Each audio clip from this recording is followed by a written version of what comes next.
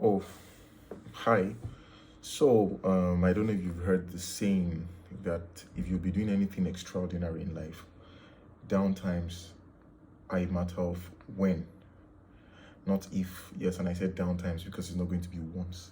And that's why this video is very, very, very important for you because I've been able to explain one of my major downtimes, which was my EFCC experience, or what life was like before the EFCC thing I had, and what life was like after the EFCC thing, how it happened, how it helped shape me. So yeah, I know it will be very useful for you. So let's run and head to the next slide.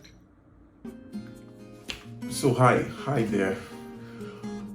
Welcome back to my YouTube channel, my Instagram page, wherever you're watching from. Today's episode is not going to be maybe serious. It's just rants about my EFCC experience, how it went, what I experienced there, life after EFCC, like what it has, life before and after EFCC, like how I saw life before EFCC and how life has been like after EFCC. It's been an adventurous journey, yeah, and I would like to share.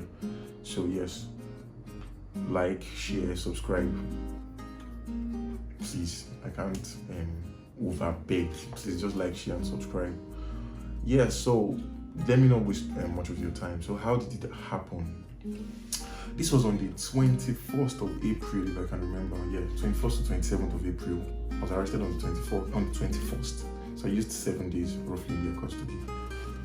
And I can remember vividly when I started, when I was going to go into the crowdfunding space or business or whatever it is, how my parents called me and told me that,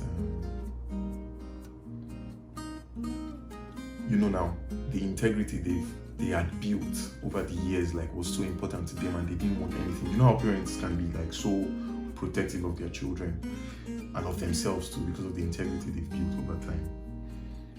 So they called me and told me that a friend of theirs was called and his son to their friend was arrested over a similar issue like that, and it was about 20 million naira. And then, maybe not everybody on this video can relate. Growing up, I've always been that stubborn child. It's what you tell me not to do that I will do. I'm that kind of child that wants to know the reason why things are the way they are. So growing up, I was so creative. Maybe that's not really needed here, but yes, I still went into it. I didn't listen. And the reason why I did not listen really was because of some thoughts I've even had before I even went into business. How if you want to do extraordinary things, there are some things you should be ready for. Do you understand? Maybe I was just saying it then. As I had not experienced it. I can remember I was having a conversation with my best friend sometime then, last 2 years, that was around 2020, and she was asking me what was the worst thing that would happen to me in my business. And as I'd even watched some videos to see worst days in people's Peace High, the worst day in business and all of that. I know a number of you will know those videos. So my mind was prepared. Maybe not as much, but my mind was prepared. I knew what the worst case scenario would be. Do you understand? If people's money were lost and all of that. Although there were some regrets, probably not on my end, but maybe on my parents' end. But really, that's not what we are focusing on today. What I'm just trying to say at the end of the day is, if you really want to do anything extraordinary, there are some things you should be prepared for. You hear things like motivational speakers telling you that if you want to, it's in periods of depression, it's in periods of crisis and all of those things that you get to. There's really nothing creative that is happening in your life. You don't get to be creative when things are going well for you. Do you understand? And that's how life is really. You get to be more creative when things are really not going well. You start looking for alternatives, and it's in that position that different ideas start coming up. And you get to be a better version of yourself. So that's what brought about this whole thing. I really want to share what it was like. So my mind was prepared, like I said. And what happened? You know how it can be now in all those Yoruba, African magic movies. 21st of April, heard a knock on my gate. And next thing, the whole thing had already started. The whole investors thing and all of that. So I was expecting this day, right? I was expecting it, but I didn't even know how I was going to act when the day finally came. So the day came. It was around past 7 in the morning. I just woke up I not even brushed my teeth, nothing. It was on a Friday. I can remember vividly, like very well. 21st of April, I heard a knock on my gate, and it was very awkward, like for anybody to come and knock on my gate, because my house was really not too many people knew my gate, so I knew something was up. So they came in, tendered their ID cards and all of that. Is it their warrants or whatever thing it is? So yeah, they told me we have from this thing, and the first thing that came on my mind was, okay, the day has finally come, so let's see what it looks like. So I called my dad, went back inside, called my dad and told him, okay, I was detained, like I was invited. So I got outside my gate, saw their van and all of those things. At first I was afraid, like every other person. You don't expect me like to be happy now when things like that are happening. They didn't rough and do me, there was nothing. Like they really respected me. So I entered their van, and when we were approaching the office, like we were almost at the office, for some reason I just became free. Because like I said, I already had these things in mind. And guess what? Next thing I started talking about was Bitcoin. I was discussing, let me tell you the truth. In my mind, I was thinking I'll just go to the office and come back now. So I can remember, I was just talking about Bitcoin, cryptocurrency, how cryptocurrency, like I was so free. And they were engaging me, like we were discussing, talking, everything was going fine. Like we were just discussing, everybody was having fun. In the car, I didn't look like one person that they arrested. Do you understand? So, like I said, because I already had these things in mind. And all of a sudden, we got to their office, and the same people that were laughing with me inside the car or inside their van just switched to their faces. Yeah. Next thing I just had to start hearing things. You are a thief, you are this one, you are that one, you are this. At that point, I was tensed, I won't lie. I was told to write my statements. My dad came. I wrote everything, did everything he told me to do. Because I was naive, let me put it that way. Like, I don't know that you would have to maybe hide some things. Yeah, I just wrote everything that was coming to my mind. I did not know anything. You know, that was my first attempt at it. And the funny thing, or what amazed me the most, was when I got to, so they started taking me from office to office. And next thing I saw, me, you know, well, not probably because they've had a number of cases like that, they didn't see detaining people as a big deal.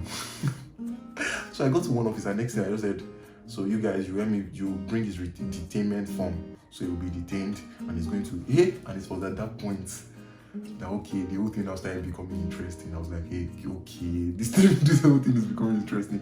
Like, I thought I was just going to write my statement and leave immediately. Not until I started hearing things like detainment, that they would detain me and all of that, man. So that was when the whole thing started becoming, like, my dad was in front of me and he was helpless. There was nothing he could do. Like, he was just looking at me. But me, I'm very stubborn. I can tell you that for a fact. Even when they were telling me to do things, I was just on my right. I was like, I didn't do this thing. You guys are doing this one. I was just, you know, not like shouting. I wasn't doing it disrespectfully. I was just like replying them. Like, they would tell me to do this. I was saying, no, I can't do it because I didn't do this thing. Until they told me they were going to detain me. And next thing, Mr. Man, remove your belts.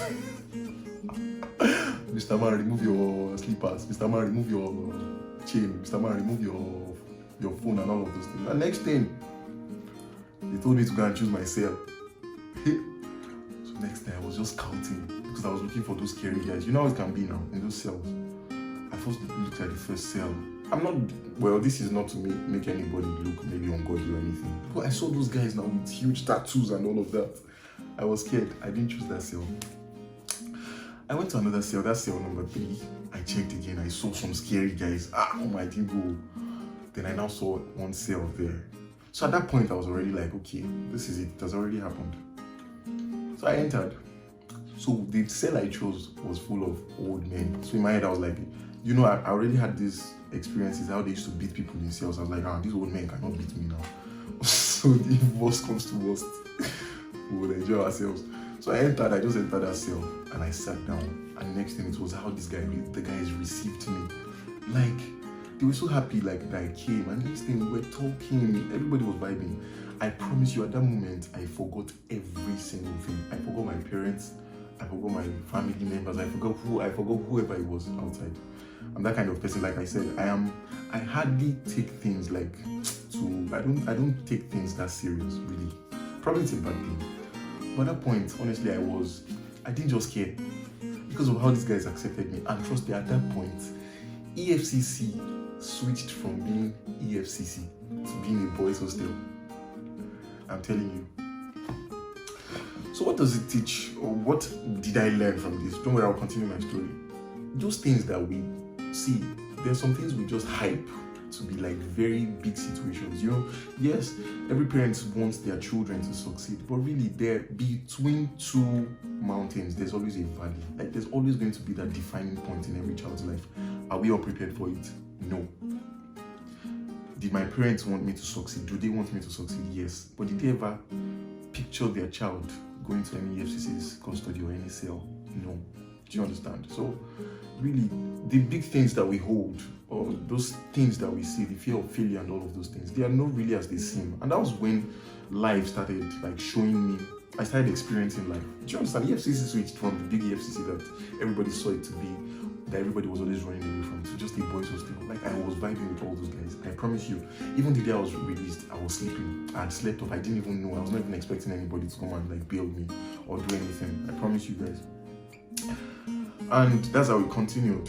First day, but the only thing that surprised me was when I got there and I saw the bedroom was quite open, not too open. So I saw, the first thing I heard was, Shia, I need so pillar. I honestly want to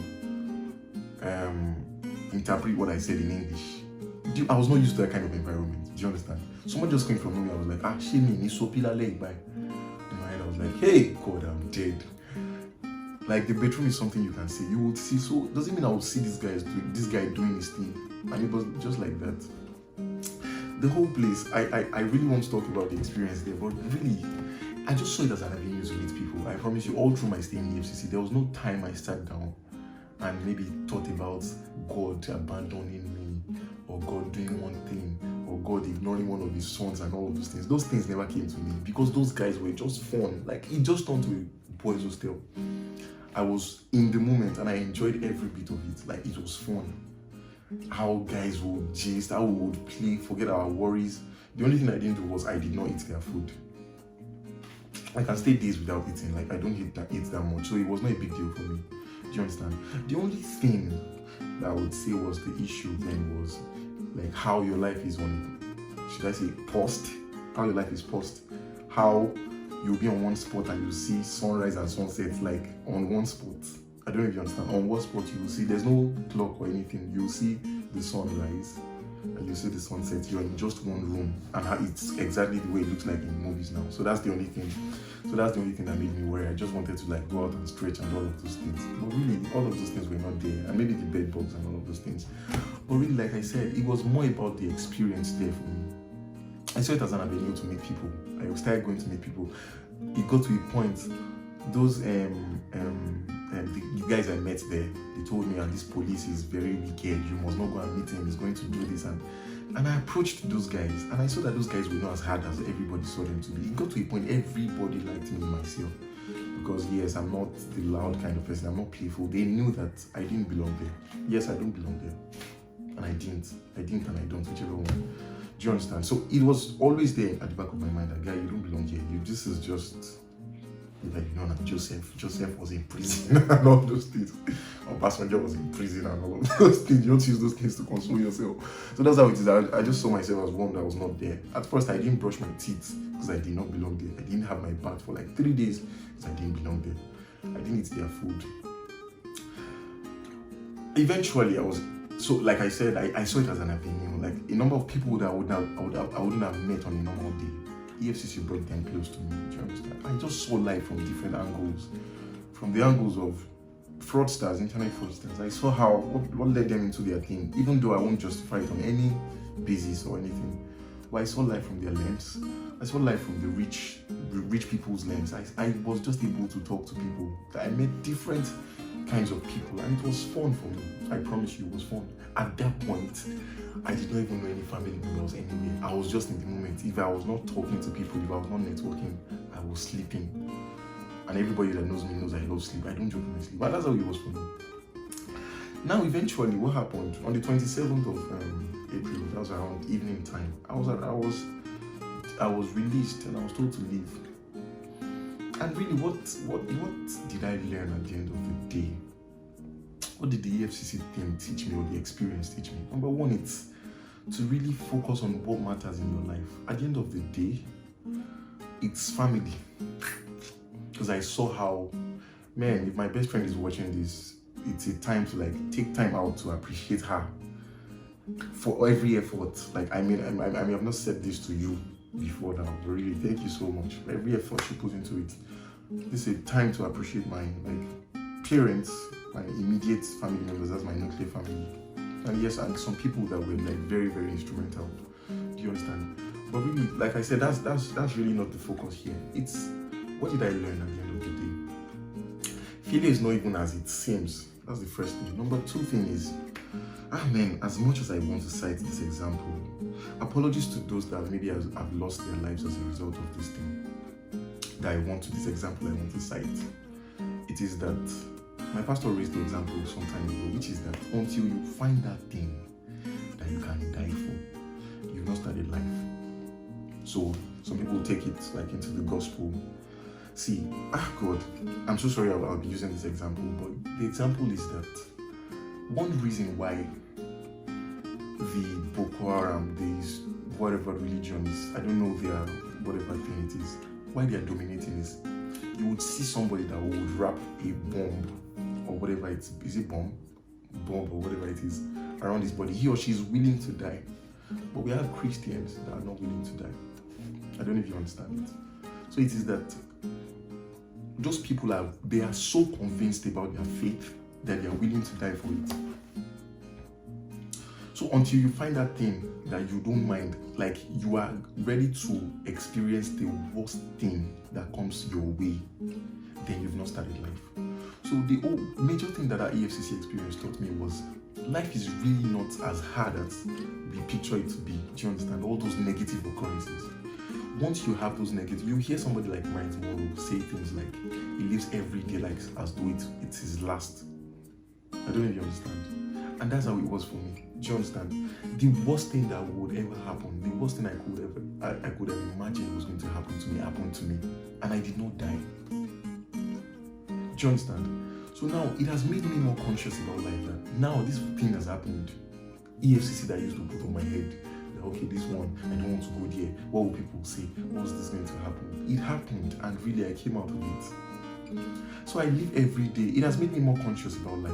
I live every day paying attention to those things that matter in my life, knowing that anything can happen. It's still possible. Anybody can still detain me and tell me, okay, the time I'm taking is too long and he or she wants to detain me. But really, what happens when what you feared the most has already happened to you? My eyes were opened. I don't know if you understand. So that's how it was for me. The worst thing that I ever imagined happened to me. And I still came out of it. Like nothing happened. I did not die. It didn't leave any mark on my body. That's one. Number two thing is, it has made me, like I said, pay attention to those things that matter in life. Yeah, I actually wrote a number of things. The third thing is, it made me more sure of one word, which is God will not test you to the like God will not test you beyond what you can bear. I put it to you guys that if it was any of my family members that this thing happened to, would have been a different thing. This thing happened to me because I've always been rigid. I'm more logical than emotional. I don't know if the English is right. Like, things don't get to me that much. And that's why that kind of thing would have happened to me. Do you understand? Because I'm that kind of person that even in the worst situation, the only thing I'm thinking of is just living in the moment, knowing fully well that what time and seasons, that time will pass. It happened to me because maybe I was the only one that could bear it in my house. Maybe. Do you understand? So I've been hearing stuff about me, like people will enter my DMs and DM and tell me stuff about me being strong and all of that. But the funny thing is, this same thing, yes, as much as yes, it's God that has granted me peace of mind and all of those things. What else have I noticed from the whole thing? It is that if life comes at you, you will definitely just face it. So it's really not about me being strong. It's more about God granting me peace of mind and all of that, and God creating me to be that kind of person. Like, there are some things that even happened in the EFCC's custody I may not be able to even share here.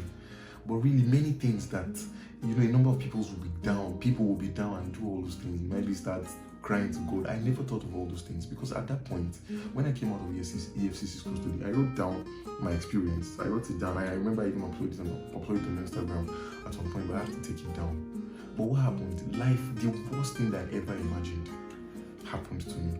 It made me more conscious of life. or more conscious about life. Until today, I'm still grateful for the experience. Why? Because it really shaped me to be who I am today. It made me see life in a different way entirely. Do you understand? So another thing I wrote here is have the goals and big aspirations in mind, but it's not about you thinking negative. Okay, plan your life in case you lose all. Yes, so that's what I was going to say. So like I already gave I already talked about it earlier, how you can make all the plans in life, you can do all of those things, but really it's one thing. Like, as much as I learned from it also made me like be cautious in some other things. Like now I take caution, knowing fully well that, see, whatever you amass today, you can lose everything within the twinkle of an eye. Yours may not be FCC, yours may, but I don't wish it, like I don't wish anybody bad, but really another person's own can be a sickness. Do you understand? That is far beyond whatever the person has saved all his life. So really, what I'm trying to like achieve, or the message I'm trying to pass across with this video is, you can plan everything, but it's better when you know what the worst scenario can be like. It's not an avenue for you to think negative or like to plan negativity or whatever it is. You don't have to be negative, but have in mind the worst thing that can happen to you. And really, when it happens, the issue of you being scared or fear will be dead totally. Do you understand? So those are the things that this thing made me understand. Life is really not as hard as it appears to be. Do you understand? Especially when you have that thing in mind, when you have it pictured. To any other person, it can be maybe you. I don't know. I honestly don't know what it is. But really, at the end of the day, anything can happen to anybody. But once it is pictured and it has been taken into consideration, I'm telling you, there will be less surprises. That's one of the things that I learned. So yes, so I hope you've been able to learn a thing or two from my story, or whatever it is that I said. Please, this is not a call for you to be lackadaisical about your life or do anything. It's not a call for you to be mediocre. It's not a call for you to like handle life with levity, maybe because things are still going to happen. Plan everything, but it's best when you have the worst things that would happen to you in mind, and plan on how you can live even beyond those things. Like, even when those things happen, what are you going to do? Do you understand? The reason why I was less surprised was because I already planned all those things in my head. So there was really no surprise when this whole thing happened. Do you understand? So that is it. Thank you so much once more for watching my video. I really appreciate you for your time and the effort you've put into watching this video. Cheers and God bless. Thanks.